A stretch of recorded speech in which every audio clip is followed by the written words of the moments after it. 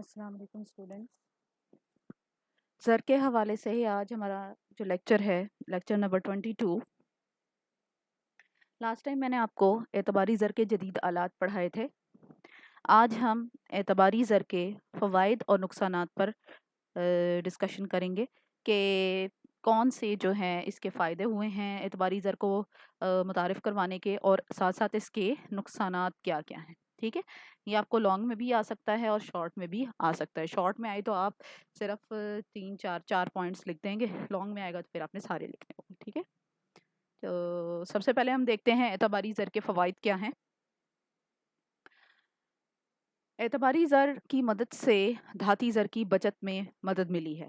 ٹھیک ہے، یعنی جو پہلے دھاتی زر بنایا جاتا تھا، استعمال کیا جاتا تھا، اس میں جو اتنی دھاتیں استعمال ہوتی تھیں ان کی کمیاب ہونے کی وجہ سے ان کی پھر مالیت، ان کی قیمت میں اضافہ ہوتا جاتا تھا، اور مقررہ مقدار میں جب چاہیں آپ اپنی زر کی رسد کو اس طرح سے نہیں بڑھا سکتے جس طرح سے آپ چاہتے ہیں، کیونکہ زر کی دھات کی مقدار محدود ہونے کی وجہ سے دھاتی زر کا اجرا بھی محدود ہو جاتا تھا. تو جو دھاتی زر ہے وہ مہنگی ہونے کی وجہ سے بھی جو ہے اس کی گردش اتنی نہیں کرنی پڑتی تھی. پہلے دھات کے سکے بنائے جاتے تھے تو دھات کی کافی مقدار اس میں لگ جاتی تھی اور اس پہ بہت سارے اخراجات آتے تھے، لیکن اعتباری زر کی مدد سے دھاتوں کی بچت میں جو ہے وہ فائدہ حاصل ہوا ہے. دوسرا جو فائدہ ہے وہ ہے صنعت و تجارت کی ترقی. اعتباری زر جب سے استعمال میں آیا ہے تو صنعتیں اور کاروبار بہت زیادہ ترقی حاصل کر گئے ہیں. لوگوں کو اعتباری زر کی شکل میں رقم ادھار مل جاتی ہے، اس سے وہ کاروبار میں انویسٹ کرتے ہیں اور ان کا کاروبار بڑھتا جاتا ہے. اس سے روزگار میں بھی اضافہ ہوتا رہتا ہے، آمدنیوں میں بھی اضافہ ہوتا رہتا ہے، معیشت ترقی کرتی ہے. اس کے علاوہ جو bank draft, A T M card اور آن لائن ٹرانسفر جو میں نے آپ کو کل پڑھائے تھے، ان کے ذریعے بڑی مقدار میں رقوم جو ہیں وہ ایک جگہ سے دوسری جگہ منتقل کرنے میں آسانی ہوتی ہے. تو کاروباری لین دین اور تجارت جو ہے اس میں جب آسانی پیدا ہوتی ہے تو وہ بڑھتا جاتا ہے. ٹھیک ہے، کاروبار کی وسعت بھی اس کا ایک فائدہ ہے. ٹھیک ہے، کاروبار میں وسعت کیسے حاصل ہو رہی ہے؟ ہونڈی جو میں نے آپ کو بل آف ایکسچینج کا طریقہ بتایا تھا جو کہ اعتباری زر کی ایک شکل ہے، اس کی بدولت کاروبار آسان ہو جاتا ہے. ٹھیک ہے، ایک علاقے سے دوسرے علاقے میں جب چیز فروخت کی جاتی ہے تو وہ اس کی پیمنٹ کے لیے جو ہے وہ اتنی مشکل نہیں ہوتی، کیونکہ ہونڈی کا استعمال کیا جاتا ہے، ادھار منگوا لیا جاتا ہے اور اس کے بعد اس کی ادائیگی فروخت کر کے کر دی جاتی ہے. مزید یہ کہ غیر ملکی ادائیگیاں آسان ہو جاتی ہیں.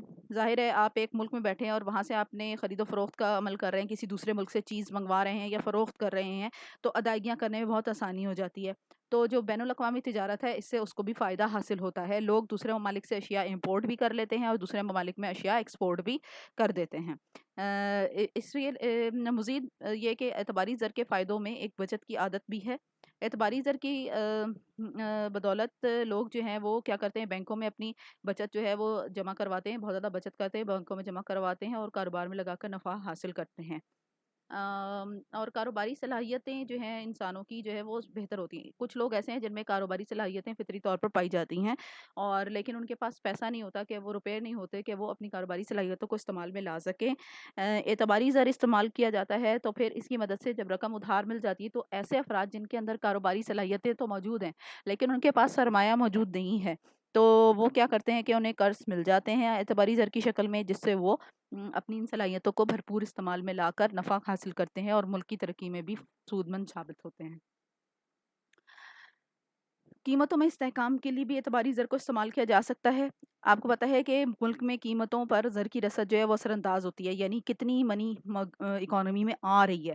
ٹھیک ہے، زر کی رسد اگر بڑھ جائے، یعنی اکانومی میں منی کی سپلائی بہت زیادہ ہو جائے تو قیمتیں بھی بڑھ جاتی ہیں. اس کی وجہ کیا ہے کہ جب لوگوں کے پاس زیادہ روپیہ آتا ہے تو لوگ اشیاء و خدمات کی طلب میں اضافہ کر دیتے ہیں، اور جس چیز کی طلب بڑھ جائے اس کی قیمتیں بھی بڑھ جاتی ہیں. اور اس کے ساتھ ہی اگر ہم دیکھیں کہ اس کے الٹ اگر زر کی رسد کم ہو جاتی ہے، یعنی ملک میں زر کی منی کی سپلائی کم ہو جاتی ہے، لوگوں کے پاس روپیہ پیسہ کم ہو جاتا ہے، وہ اشیاء و خدمات کی طلب کم کر دیتے ہیں، نتیجے میں ان قیمتیں بھی کم ہو جاتی ہیں.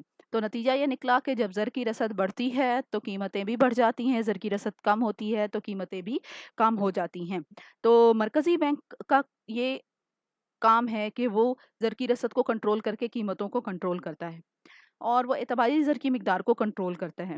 اس طرح سے وہ کیا ہوتا ہے کہ قیمتوں میں جو فوری طور پہ بہت زیادہ اتار چڑھاؤ آتے ہیں ان کو کنٹرول کرنے میں مدد مل جاتی ہے. اس کے علاوہ حکومت جو ہے اس کو بھی قرضے کی سہولت آسانی سے حاصل ہو جاتی ہے. گورنمنٹ جو ہے وہ بینکوں سے اعتباری زر کی صورت میں بھی قرضہ حاصل کر سکتی ہے، اور کیونکہ دھاتی زر کی شکل میں حکومت کو اتنا زیادہ قرضہ حاصل نہیں ہو سکتا.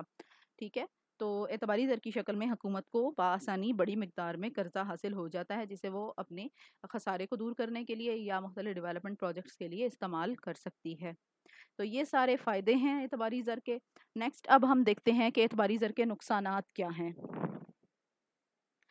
پہلا جو نقصان ہے وہ یہ ہے کہ جو اعتباری زر ہے، حکومت اس کی مدد سے جو وہ کیا ہوتا ہے کہ کبھی ضرورت سے زیادہ نوٹ اگر چھاپ لے، ٹھیک ہے، کیونکہ گورنمنٹ اگر چاہ رہی ہوتی ہے کہ اپنے جو ڈیولپمنٹ پروجیکٹس ہیں یعنی ترقیاتی کام ہیں ان کی تکمیل کے لیے، یا اچانک اسے بہت زیادہ کوئی ضروریات، ہنگامی ضروریات پڑ گئی ہیں، ان کے لیے خسارے کی سرمایہ کاری کرنی پڑتی ہے، یعنی بغیر گارنٹی کے نوٹ چھاپے جاتے ہیں، تو زائد نوٹ ملک میں قیمتوں میں اضافے کا باعث بن جاتے ہیں. ٹھیک ہے، اور لوگوں کی قوت خرید اس سے کم ہو جاتی ہے، یعنی لوگوں کے پاس جو روپیہ ہوتا ہے اس کی مدد سے وہ کم چیزیں خرید سکتے ہیں، اور اس طرح سے بہت سارے مسائل کا سامنا کرنا پڑتا ہے. دوسرا کیا ہے کہ بے جا صرف دولت بھی ہوتا ہے. اعتباری ذرا آسانی سے حاصل ہو جاتا ہے، یعنی لوگ ادھار رقم جو ہے وہ آسانی سے حاصل کر لیتے ہیں. جب لوگوں کے پاس آسانی سے ادھار آ جاتا ہے تو وہ اسے ضروریات کی بجائے آسائشات پہ خرچ کرنا شروع کر دیتے ہیں، یا ایسے کاموں میں خرچ نہیں کرتے جس سے مزید جو ہے وہ ترقی ہو سکے، بلکہ وہ اسے جو صرفی اخراجات ہیں ان پہ خرچ کر دیتے ہیں. بعد میں یہ ہوتا ہے کہ ان کے پاس رقم نہیں رہتی کہ وہ قرضوں کی ادائیگی کر سکیں. ایک اور نقصان اس کا یہ ہے کہ لوگ جو بینکوں سے آسانی سے قرضہ حاصل کر لیتے ہیں، تو ایسے لوگ بھی قرضہ حاصل کر کے کاروبار کرنے کی کوشش کرتے ہیں جن کے اندر کاروباری صلاحیتیں موجود نہیں ہوتی. اس سے کیا ہوتا ہے کہ ان کا کاروبار کا نہ تجربہ ہوتا ہے نہ صلاحیتیں ہوتی ہیں، تو ان کا کاروبار ڈوب جاتا ہے، نفع نقصان میں بدل جاتا ہے، اور جو قرضے کی لی ہوئی رقم ہوتی ہے وہ بھی ڈوب جاتی ہے، اور وہ قرضہ واپس کرنے کا بھی اہل نہیں رہتے.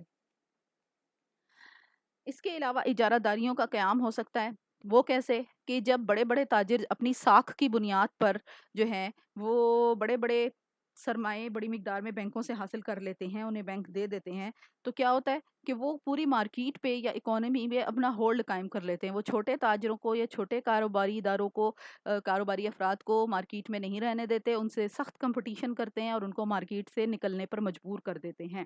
اس طرح سے وہ اپنی اجارہ داری قائم کر لیتے ہیں، یعنی ہولڈ مارکیٹ پہ اپنا قائم کر لیتے ہیں.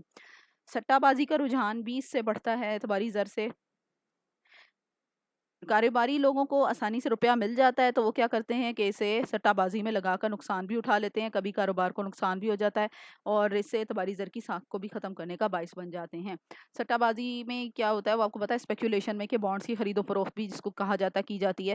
تو جن لوگوں کو آسانی سے قرضہ مل جاتا ہے تو وہ بانڈس وغیرہ خرید لیتے ہیں، لیکن ان کی بعض اوقات اسپیکولیشنز جو ہیں وہ غلط ثابت ہو جاتی ہیں. وہ صحیح فورکاسٹ نہیں کر پاتے کہ فیوچر میں کیا ہونے والا ہے، تو کیا ہوتا ہے کہ بجائے انہیں فائدے کے نقصان ہو جاتا ہے اور رقم بھی ڈوب جاتی ہے. تو یہ سارے ہیں اعتباری زر کے نقصانات. فائدے بھی ہیں اور نقصان بھی ہیں. ہر چیز کا جس طرح فائدہ بھی ہوتا ہے نقصان بھی ہوتا ہے، اسی طرح سے اعتباری زر کی تخلیق کے بھی کچھ فائدے ہیں اور کچھ نقصانات ہیں.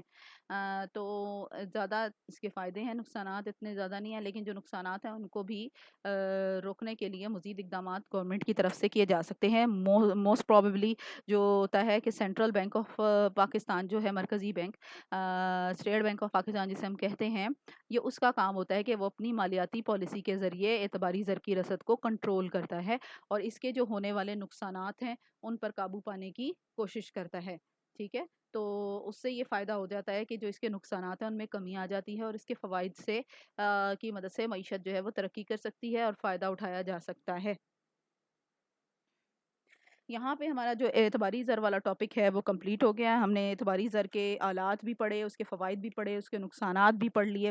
ٹھیک ہے، تو یہاں پر تو ہم نے زر کی اقسام اور ان کے آگے سے مزید سب ٹائپس پڑھ لی ہیں. آگے ہم جو ہیں وہ مختلف ٹاپکس جو ہیں وہ پڑھیں گے. وہ شارٹ شارٹ بھی ٹاپکس ہوں گے کچھ. میں ساتھ ساتھ آپ کو بتاتی جاؤں گی کہ کون سا ٹاپک آپ نے شارٹ تیار کرنا ہے، کون سا لانگ کرنا ہے. تو پھر ہم ان کو اسی طرح سے کرنے کے بعد مختلف کانسیپٹس ہیں زر کے حوالے سے جو میں آپ کو دوں گی نیکسٹ لیکچرز میں. اس کے بعد ہم ایک تھیریز جو ہیں اس کی مقدار زر کی، تھیری آف منی، وہ پڑھیں گے. ٹھیک ہے، تو انشاءاللہ آپ کا اس ویک میں یہ چیپٹر کافی حد تک کور ہو جائے گا. اوکے. اللہ حافظ.